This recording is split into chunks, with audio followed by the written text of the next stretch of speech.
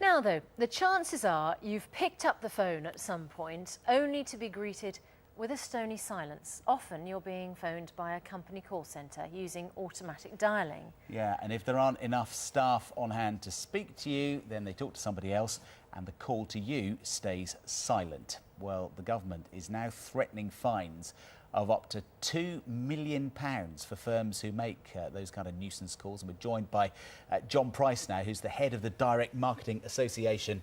John, why does this happen? We've had so many emails and texts from people today whose lives are blighted by this almost on a daily basis. I know, it's been a big problem. And actually we welcome at the DMA, the Direct Marketing Association, we welcome anything the government can do to alleviate some of the anxiety that perhaps the old or the vulnerable may feel with silent calls.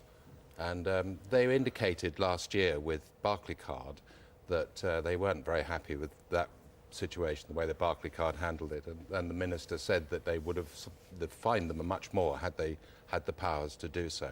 So would a £2 million fine stop it? Well, as I say, I think Andy and Bridget and Hillary and all these other people, is that going to mean their phone's not going to ring silently anymore? You know, in extreme circumstances, if companies really ride roughshod over the law, then they should get the book thrown at them. And there's simple things they can do, like send out a caller line identity to make sure that if you dial 1471, at least you can find out who it was, and that can alleviate some of the anxiety.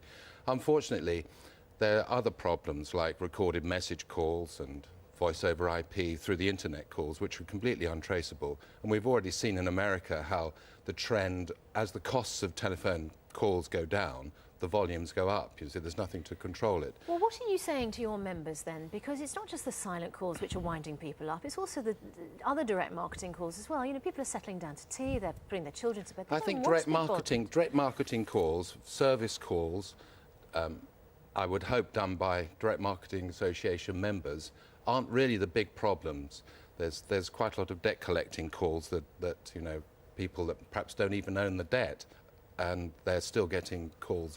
Unfortunately, direct marketing in itself is just a part of the problem. As I say, recorded message calls and voice over internet calls through the internet, through the broadband, they're only going to be increasing in the future. So it is a problem. Today's action, and this is only consultation, is at least an indication that the government and Ofcom and the regulators are interested in it and perhaps bringing focus back on attention to it again. You're saying direct marketing isn't a problem, but we've got lots of people saying today, look, I just don't want any of these calls. I don't want any company phoning me in my home and start hectoring me, especially older people. People worried about calls, their parents. calls from perhaps a garage to say that your MOT is due, or from your opticians to say, and some people, do act. Their telephone is a very good medium, and I'd like to see the day when the phone rings and your immediate reaction is, oh no, not another call. And back 20 years ago, when the number of calls were less and when they were done properly, I'd like to see that day. And I think there is a place, again, for the telephone and for marketing in the home. But as I say, unfortunately, it's muddied, the whole area is muddied with lots of people who aren't doing it properly. We spoke to a campaigner earlier who said it's not just about the fine, it's about every time somebody gets an annoying call at home, they should ring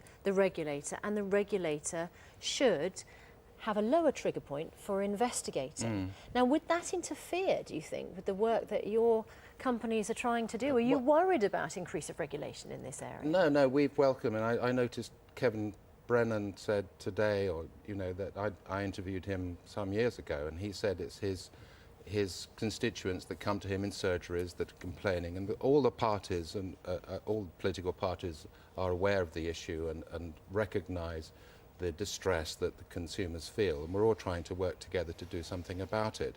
I think the level of fines is one plank along the road. OK, well, John Price from the Direct Marketing Association, thank you for coming. I think the idea of being able to trace the silent call is an interesting one, isn't it? You could phone them back and then hang up, get your own back. I think that's how a lot of people feel. Yeah, I think it is, absolutely, yeah. OK, thanks very much indeed. Keep your emails and calls coming in on that and any other issue this morning. It is 8:15. Still